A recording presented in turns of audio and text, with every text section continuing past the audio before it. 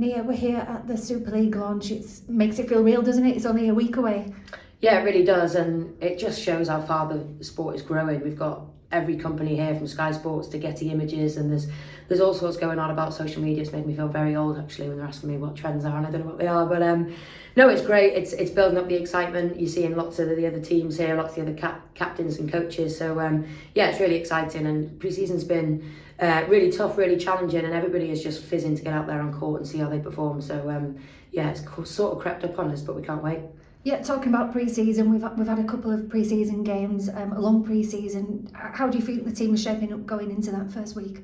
Yeah, look, we've had some tough games, and we've purposely, scheduled some really tough fixtures that we really want to be challenging ourselves against. We've pitched ourselves against some of the best teams in the league on purpose.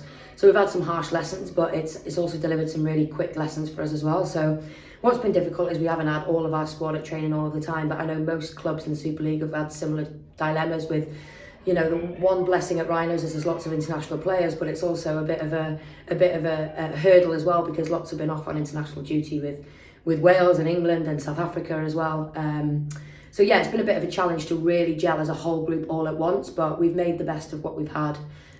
Still building the connections all the time, and yeah, we're going to grow as the season goes along, I'm sure of it. And earlier this week we announced you as our new captain. How does that feel to take that honour? Yeah, it's really surreal. Honestly, it was such a leap personally for me to come up here. I was very comfortable in Cardiff. It became a second home to me when I moved down there 12 years ago for uni. So, I love the Celtic Dragons. I used to be a fan of theirs. So it was a big jump for me to leave what was really my childhood club, if you like. But I really needed a new challenge. I really want to be striving to go to the World Cup with Wales this summer in the best form possible. And I knew that stepping outside my comfort zone at a club like Rhinos would really stretch me and really challenge me. So I was really just determined to prove myself to new coaching staff, new teammates, and a new fan base as well. So actually to be included in the leadership group is a massive honour. And I just look at the squad and I pinch myself at the teammates that I now have. Going from playing against some of these players and thinking, God, it must be cool to be on their side. And that's how we all feel when we look around the room. And it's just about gelling together. We've all got good talents, but actually it's a team sport, and we need to come together on the court. But it's an absolute privilege to lead the guys, and yeah, I'll be leaning on them as much as they maybe are on me. You talked about that leadership group who were joined by Ellen. There's some other real strong leaders in there. Yeah. That must feel great to have those people around you that can help. Yeah, it really is. And we've all got different personalities.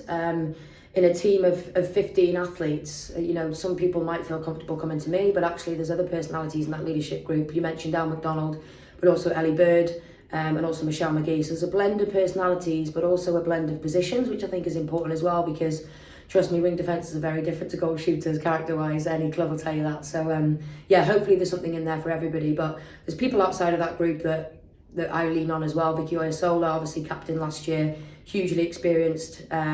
She's a vital aid to me and the others. Paige Reed, part of the Future Roses programme, former teammate at -7 Stars.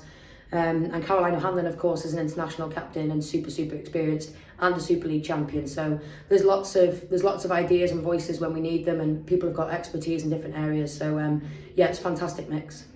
Yeah, I think what's fantastic about it is Liana has said, actually, she's looked at which type of teams win this Super League title, and we're not afraid to say it. It might not come this year, but she's part of a 3-year plan to start with Rhinos, and we're not afraid to say we want to be winning matches and challenging for that title. So we've got big bookends at the ends. That's the way netball is going now. We've got some big girls in at goal shooter and at goalkeeper who can really challenge those teams actually aerially, but we've also got one heck of an engine in the midcourt, let me tell you, and pre-season has shown that.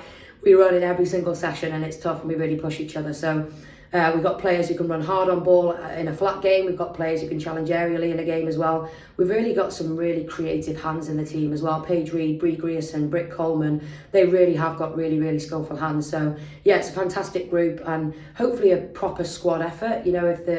If something's not going quite well for plan A against a certain opponent, actually we've got a totally different style that we can inject in off the bench. So yeah, it's going to be exciting.